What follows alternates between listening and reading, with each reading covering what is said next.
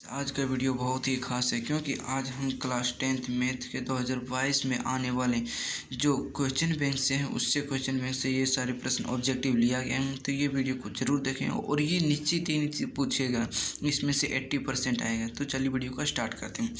पहला कह रहे हैं कि 7/20 का दशमलव प्रसार होगा। यदि हम 20 को 7 में भागा दें तो कहीं नहीं कहीं जाकर के वह कटना है।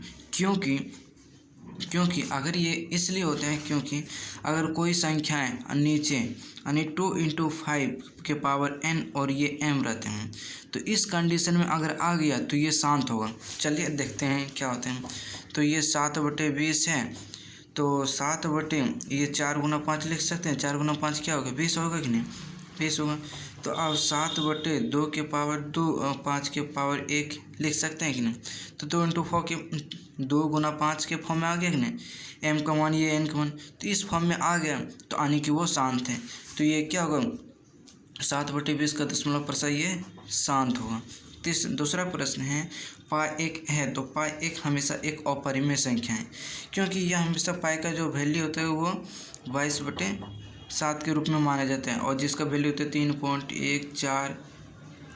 3.14 मतलब होते हैं और ये बढ़ते जाता है। ठीक है, तो इस तरह हम नहीं कह सकते। तो इस तरह हम कहेंगे कि पाई एक अपरिमेय संख्या है। ठीक है ना।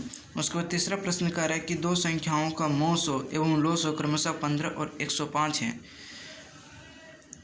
दो संख्याओं का मौसो एवं लोसो क्रमशः 105 है तो इनमें से एक संख्या 5 है तो दूसरी संख्या ज्ञात करें। इनमें से एक संख्या 5 है तो दूसरी संख्या ज्ञात करें। तो आपको बता दें कि a × b पहली संख्या दूसरी संख्या बराबर लोसो × मौसो होते हैं। ठीक है ना। तो a का वैल्यू दिया हुआ कितना 5 दिया हुआ है, b का वैल्यू हमको निकालना है। लोसो इसमें कितना दिया हुआ? लोसो इंटू कितना 105, तो 105 × 15, 5 से कट गया, 5 दिया 15, तो b बराबर कितना होगा? यानी कि 315, इतना 315। तो इसमें आंसर देखिए 315 है। हाँ, सी नंबर 315 हो गया। तो अब निकालना भी सीखे कि दो संख्याओं का मौसो एवं लोसो क्रमशः 15 और 105 है तो इनमें से एक संख्या 5 है तो दूसरी संख्या तो 305 हो गया। निम्नलिखित में से कौन अपरिमेय संख्या है? अपरिमेय संख्या यानी जिसका कि परिमेय नहीं निकाला जा सकता है, जिसका कि वर्ग नहीं निकाला जा सकता, वर्गमूल नहीं निकाले जा सकते। 9 का तो है ही है, 16 का निकल जाएगा 4, 3/5 का 3 का वर्गमूल निकालेंगे तो अशांत में आएगा, 5 का भी निकालेंगे अशांत में आएगा। 1/100 का निकल ही जाएगा, 36/81 का इसका भी निकल जाएगा। तो यही हमारा आंसर हो गया। ठीक है ना। अब इनमें से कौन द्विघात बहुपद है? द्विघात बहुपद वही है जो मैक्सिमम पावर कितना हो? x/2 हो। ठीक है ना। यहाँ पे x के पावर 2 है बट x के पावर यहाँ पे क्या है? हाफ भी है। द्विघात बहुपद वही होगा जो ax² + bx + c = 0 के पद में रहेगा, उसी को हम द्विघात बहुपद कहेंगे। तो ये भी द्विघात बहुपद नहीं होगा क्योंकि जब इसकी एलसीएम लेंगे तो ये 2x² है, 2x² कैंसिल हो जाएगा तो ये x² तो होगा नहीं, तो ये भी नहीं होगा, ये भी नहीं होगा। ये त्रिघात बहुपद है तो यही होगा क्योंकि इसका जब एलसीएम लेंगे तो ये किस फॉर्म में आएगा जानते हैं? तो x² - 2x + 1 = 0 के फॉर्म में, शायद इसी के फॉर्म में आएगा। तो x² + 2x हाँ इसी के फॉर्म में आएगा। तो ये तो द्विघात बहुपद है, ये दोनों मैच कर रहे हैं नहीं। देखिए तो ये कितना होगा? 4 नंबर हो गया। ठीक ना।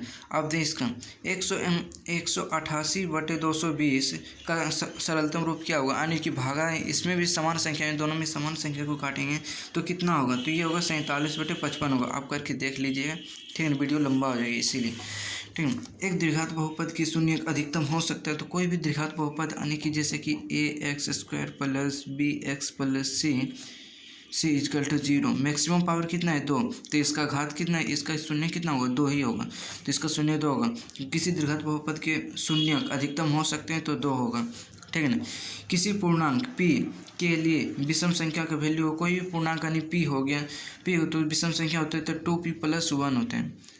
ठीक है, क्योंकि p का वैल्यू 1 बैठाएंगे 3 होगी, p का वैल्यू 2 बैठाएंगे 5 हो गया। 1 बैठाए तो 3, 2 बैठाए तो 5 और 3 बैठाए तो कितना?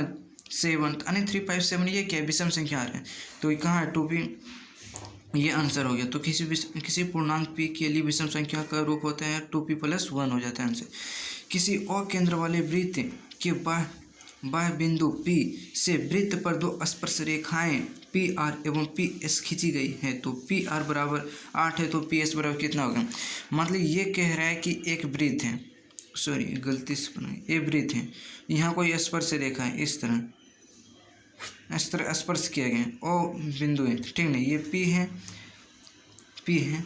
उसके बाद क्या कर रहे हैं, तो ये हो गया R हो गया, ये S हो गया।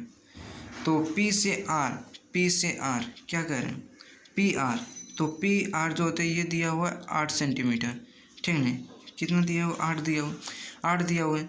अगर P से 8 है तो ये हम जानते हैं कि कोई वृत्त पर अगर एक बिंदु से स्पर्श रेखा खींची जाती है तो ये दोनों की लंबाई समान होती है, अर्थात PR बराबर हो जाता है PS। तो PR बराबर 8 हो गया, तो PS बराबर 8 हो जाएगा आंसर। तो 8 सेंटीमीटर होगी आंसर, ठीक है। अब यदि अल्फा बीटा गामा त्रिघात बहुपद के शून्यक होते हैं तो alpha plus beta, beta plus gamma, gamma into alpha के वैल्यू क्या, तो ये C/A होते हैं। अब मेरे वीडियो में जाकर के देखेंगे तो हम उसमें बताए होंगे, नहीं तो आप कमेंट कीजिएगा अगर नहीं जानते हैं। अगर कोई भी डाउट रहे तो कमेंट कीजिए, हम आपको ज़रूर बताएंगे। Thanks for watching.